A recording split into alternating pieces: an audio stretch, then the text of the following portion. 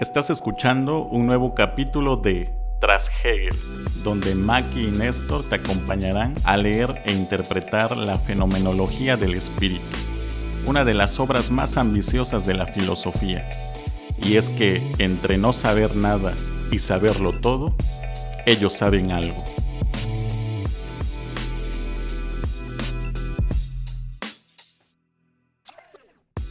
Hola, bienvenidos a un nuevo capítulo de Tras Hegel, el primer podcast de filosofía en español, donde leemos e interpretamos la fenomenología del espíritu de principio a fin. Yo soy Maki. Y yo soy Néstor. ¿Y qué vimos en el capítulo anterior? Hablábamos en torno al tema de la fe.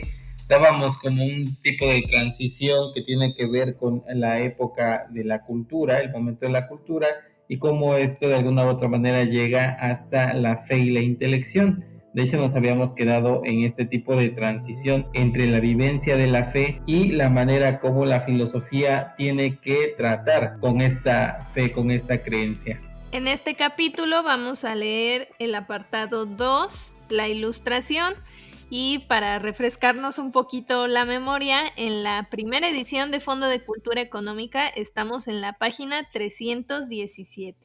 Pero antes de comenzar, queríamos ofrecerles una disculpa porque les habíamos dicho que regresábamos el 1 de agosto del 2020 y no fue así. En verdad queríamos intentar dejar que pasara un poco más de tiempo para poder retomar la lectura, pero pues como que no se ve para cuándo, al menos aquí en nuestra ciudad. Entonces, pues ya aquí estamos otra vez. Yo ya tengo un mejor internet, entonces esperamos que la calidad sea un poquito mejor, aunque estemos lejos, Néstor y yo.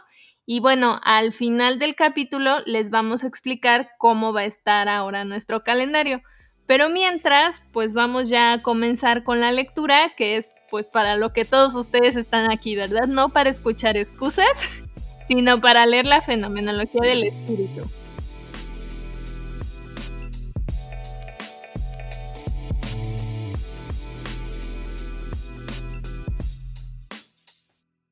Dos, la ilustración.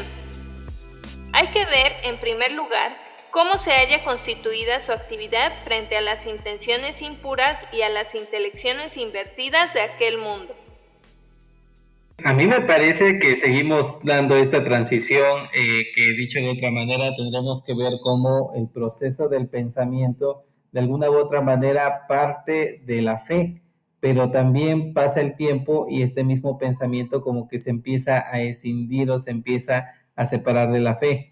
Si estábamos de alguna u otra manera en la época de la Edad Media, en donde fe y razón están en sintonía, de alguna u otra forma este pensamiento sigue avanzando y empieza a ver a la fe como totalmente su contrario, hasta llegar al momento que vamos a describir, que es precisamente la ilustración. Obviamente apenas vamos a dar esa peculiaridad de en qué consiste la ilustración, pero que sí de alguna u otra manera tiende un puente teórico, pudiéramos decirlo así, con la etapa anterior.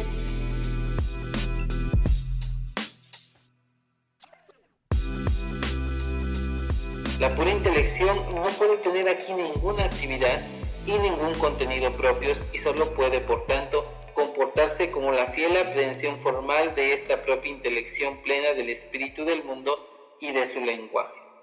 Ya me perdí un poquito, entiendo la idea en general, pero yo me había quedado en que la conciencia estaba dando el siguiente paso, pero desde una actitud, vamos a decirle, empoderada, como que decía: "Ay, yo puedo cambiar el mundo", y así.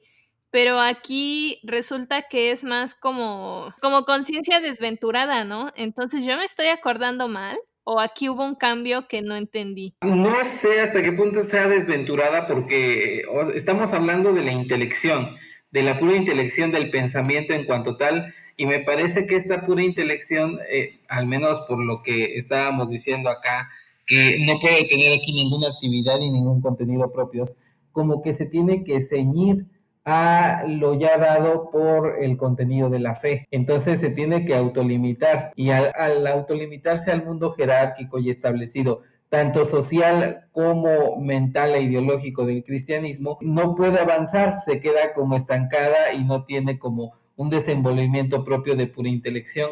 Entonces, me parece que puede ser coherente con lo que estabas diciendo. O sea, tenemos una razón empoderada, pero este empoderamiento a veces va a contracorriente del contenido de la fe y por eso como que hay esta tensión y este querer salir de esa estructura y cambiar a una nueva manera de pensar.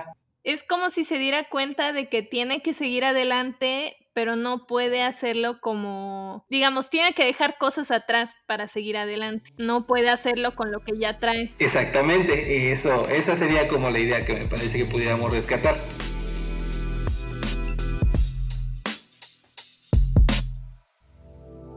Por este simple medio hará la intelección que se disuelva la confusión de este mundo, pues se ha llegado al resultado de que no son las masas y los conceptos e individualidades determinados la esencia de esta realidad, sino de que ésta tiene su sustancia y su base de sustentación solamente en el espíritu.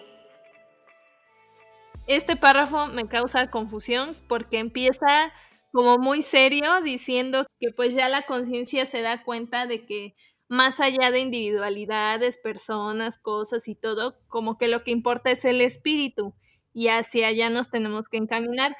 Pero después parece como que le está aventando pedradas a alguien y no sé a quién le está aventando pedradas. Es curioso porque me parece que las pedradas están obviamente en las formas de conciencia, pero en las formas de conciencia contrapuestas, que en este caso serían la ilustración misma con lo anterior a la propia ilustración. ¿Por qué? Bueno, para empezar, me parece que la ilustración llega como a ciertos estadios de conciencia más plenos que la anterior etapa, pero también como que pierde bastante, porque por decirlo acá se hablaba un poquito de la vanidad, ¿no? Me parece que la anterior etapa, la etapa de la Edad Media, no era vana, o al menos lo vano era el mundo en sus relaciones cotidianas y terrenas, pero la vanidad del mundo queda superada por lo espiritual, por lo absoluto. En el caso de la ilustración, al socavar o al intentar socavar las bases de la época anterior, lo que hace es ciertamente decir todo lo demás estuvo mal, la época anterior es oscura porque yo me defino por lo contrario, yo soy la ilustración, en mi hay luz y demás, pero entonces también como que empieza a caer en cierta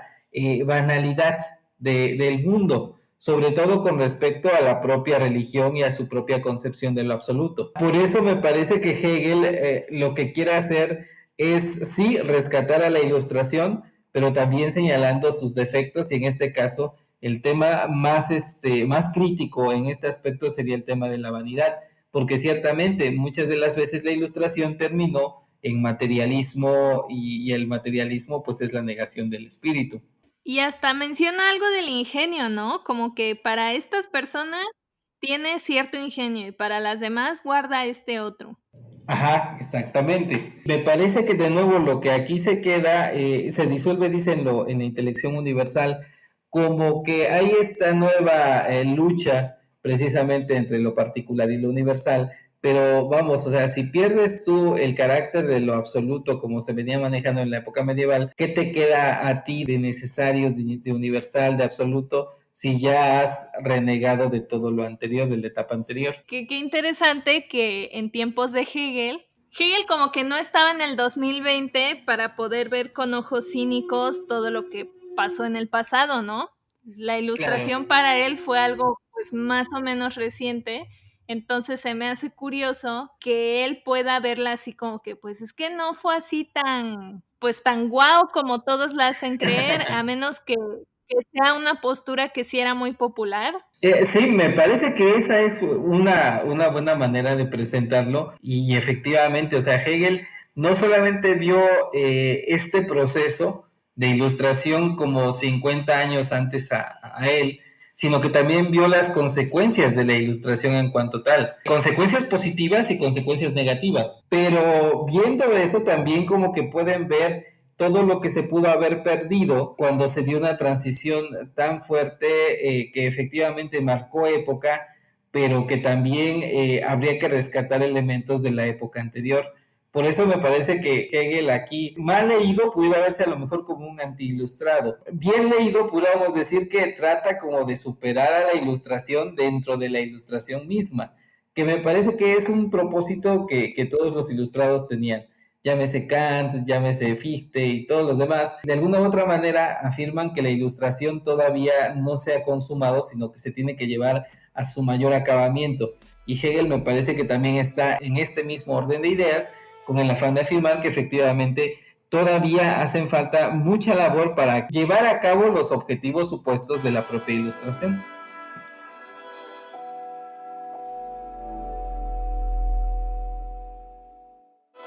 Pero todavía se mantiene firme sobre el saber vano, el saber de la esencia, y la pura intelección solo se manifiesta en su actividad propia y verdadera en tanto que surge frente a la fe. O sea, el pensamiento como que se vuelve vano en la medida en que, bueno, es la pura intelección, pero esta intelección ahora ya está contrapuesta con la fe.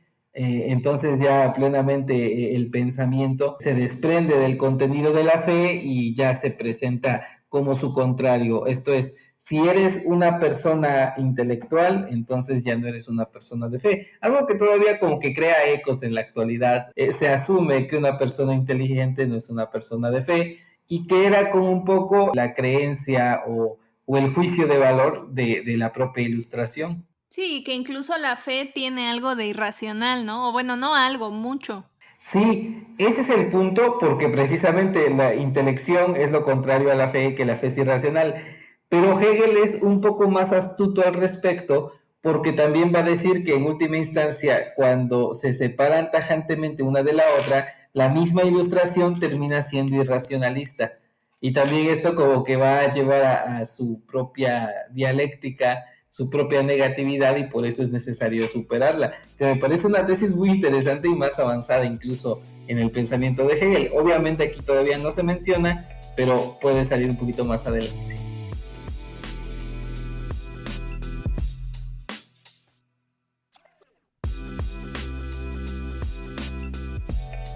Pues vamos a dejarle hasta ahí por esta semana. ¿Qué nos tiene que quedar claro? Nos tiene que quedar claro que estamos en esta etapa de transición, que la intelección sigue avanzando y ahora se presenta como contraria al contenido de la fe. ¿Nos escuchamos la siguiente semana? No, nos vamos a escuchar ahora cada 15 días. Recordarán que en el último capítulo, cuando hicimos nuestra pausa, decíamos que lo que no queríamos era terminar la obra y no terminarla así presencial. No queremos terminarla a sana distancia. Entonces, pues, para alargar un poquito la posibilidad de que las cosas vuelvan a cierta normalidad, pero tampoco parar por completo el podcast, vamos ahora a estar de forma quincenal. Es decir, ustedes están escuchando esto, si lo están escuchando el día del estreno, es 15 de agosto, nos escuchamos el 29 de agosto. Si ustedes son supervivientes del 2020, pues el capítulo lo van a escuchar enseguida, ¿no? Pero bueno, nada más para recordarles que de ahora en adelante y al menos hasta nuevo aviso, Tras Hegel va a ser quincenal.